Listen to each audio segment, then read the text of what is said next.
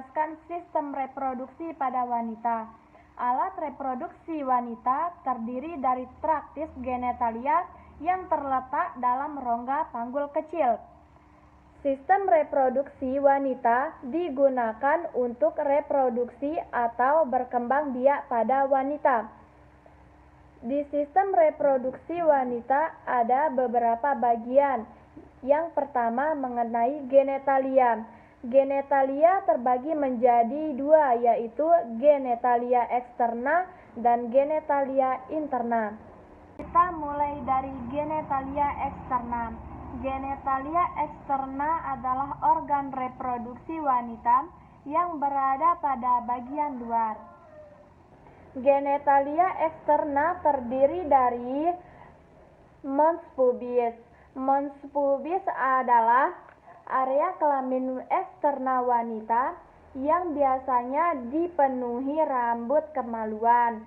Jaringan ini terbentuk dari bantalan lemak sehingga membantu membuat hubungan intim lebih nyaman. Selanjutnya ada labia mayor.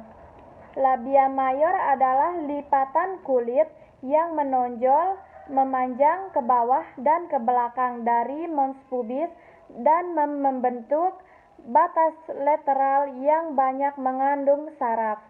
Di sini juga ada labia minor.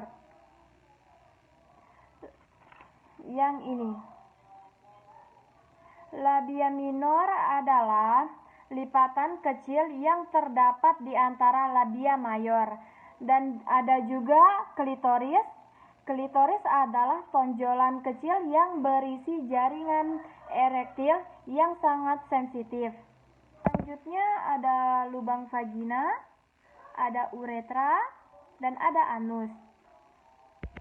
Di sini juga ada perineum yang ini. Perineum adalah daerah antara vagina dan anus. Selanjutnya ada himan atau selaput darah, adalah lapisan tipis yang menutupi sebagian liang senggama. Di genitalia eksternal ini terdapat dua kelenjar, yaitu kelenjar Bartholin dan kelenjar Skin. Selanjutnya, kelenjar Bartholin itu terletak di sisi vagina yang berfungsi untuk melupasi vagina. Sedangkan kelenjar Skin terletak di samping uretra yang berfungsi untuk menghasilkan mukus. Baik, kita lanjut yang kedua, yaitu genitalia internal. Genitalia internal adalah alat kelamin wanita yang berada pada bagian dalam. Di genitalia internal ini terdapat beberapa bagian, di antaranya yaitu uterus. Uterus atau biasa disebut rahim yang berfungsi sebagai tempat berlangsungnya menstruasi dan perkembangan janin. Kedua, ada tuba Fallopi yang berfungsi sebagai pertemuan sel telur dan sel sperma pada saat proses pembuahan. Selanjutnya ada ovarium. Ovarium berfungsi sebagai memproduksi sel telur dan hormon perempuan seperti hormon estrogen dan progesteron. Selanjutnya ada serviks. Serviks atau leher rahim yang berfungsi untuk melindungi rahim dari infeksi dan sebagai jalan masuk sperma saat hubungan seksual.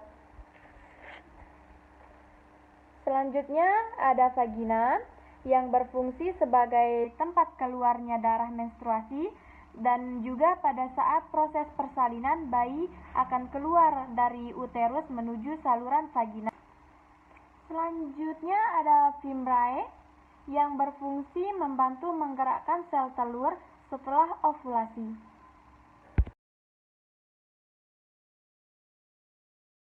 Jadi di sini saya akan membahas tentang bagian-bagian panggul. Secara garis besar, panggul dibagi menjadi 4.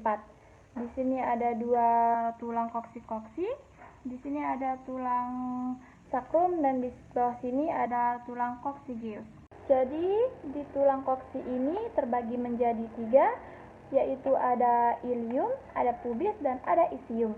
Ilium ini dibagi lagi, yang tebal ini atau yang menonjol ini namanya crista iliaca, di depan sini ada namanya spina iliaca, nah ini namanya spina iliaca anterior.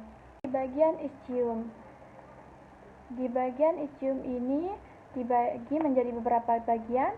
Di sini ada tuber ischiadica, lalu di bagian yang berlubang ini namanya foramen abdoratorium, lalu yang ini namanya acetabulum. Dibagi lagi menjadi ramus superior osis pubis di bagian sini, lalu di sini ada ramus inferior osis pubis, lalu di sini di bagian yang segitiga ini, yang ini ada arcus pubis. Kita ke bagian sakrum, yang menonjol ini namanya promotorium, lalu yang bolong-bolong ini namanya foramina sacralia anterior. Lalu di bawah sini paling ujung ini namanya tulang koksigis. Tulang koksigis ini terdiri dari 3 sampai 5 tulang ramus. Selanjutnya saya akan menjelaskan artikulasio. Di sini ada artikulasio sacroiliaca yang menghubungkan ilium ke sakrum. Lalu di bawah sini ada artikulasio sacrococcygeus yang menghubungkan tulang sakrum dan tulang coccygeus. Baik, selanjutnya kita akan membahas tentang ligamen. Yang pertama itu ada ligamen sacroiliaca. Nah, posisi sacroiliaca ini di permukaan belakang sakrum ke tulang ilium. Selanjutnya juga ada ligamen sacrotinovum. Jadi letaknya itu di tulang sakrum spina ischiadica. Selanjutnya ada ligamen sacrotuberosum. Letaknya itu di tulang sakrum ke tulang osis ischiadica. Selanjutnya juga di sini ada ligamen pubicum. Letaknya itu di depan tulang koksi kanan dan kiri. Selanjutnya kita akan membahas tentang otot. Jadi di otot ada yang pertama itu namanya musculus sphincter ani externum. Ya, lalu ada juga namanya musculus bulbocavernosus. Lalu ada juga namanya musculus perineal transversus superficialis.